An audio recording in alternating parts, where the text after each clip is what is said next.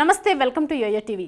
ఎన్నికల మేనిఫెస్టోలో కాంగ్రెస్ ఇచ్చిన హామీల మేరకు ఏటా 2 లక్షల ఉద్యోగాల భర్తీ, జాబ్ క్యాలెండర్ విడుదల, mega DSC notification, group 2, group 3 పోస్టుల పెంపు, డిఎస్సి పరీక్షల వాయిదా, గ్రూప్ 1 మెయిన్కు 1:100 పద్ధతిలో అభ్యర్థులను పిలవాలనే డిమాండ్లతో రాష్ట్ర సచివాలయం ముట్టడిని జయప్రదం చేయాలని నిరుద్యోగులు పిలుపునిచ్చారు.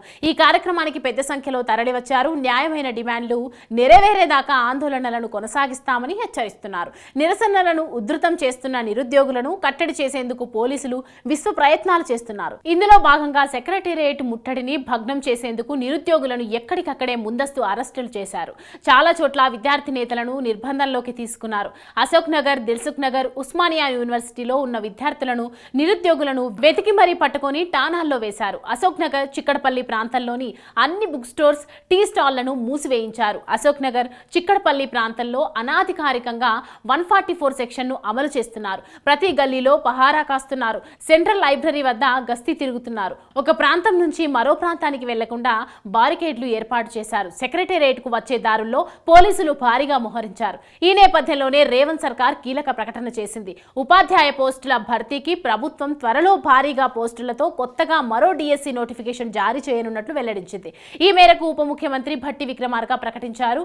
నిరుద్యోగులు జూలై 18 నుంచి ఆగస్టు 5 వరకు జరగనున్న ప్రస్తుత డిఎస్సి పరీక్షలకి బాగా సిద్ధమై పరీక్షలు రాయాలని సూచించారు. ప్రస్తుతం 11,062 పోస్టుల భర్తీకి ఈ నియామక ప్రక్రియ కొనసాగుతుందని, ఈ ప్రక్రియ పూర్తయిన వెంటనే మరో నోటిఫికేషన్ జారీ చేస్తామని ఆయన స్పష్టం చేశారు. మరో 3 రోజుల్లో ప్రారంభం కానున్న పరీక్షలు ఇప్పటి వరకు 2.05 లక్షల మంది హాల్ టికెట్స్ డౌన్లోడ్ చేసుకున్నారు. వీరికి ఏవైనా సమస్యలు ఎదురైతే పరిష్కారానికి 24 గంటలు అందుబాటులో ఉండేలా గ్రీవెన్స్ సెల్ ఏర్పాటు చేశామన్నారు. పాఠశాలల్లో ఖాళీగా ఉన్న పోస్టులపై లోతుగా అధ్యయనం చేయగా ప్రస్తుత నోటిఫికేషన్ పూర్తయినా మరో 5,000 ఖాళీలుంటాయని తేలింది.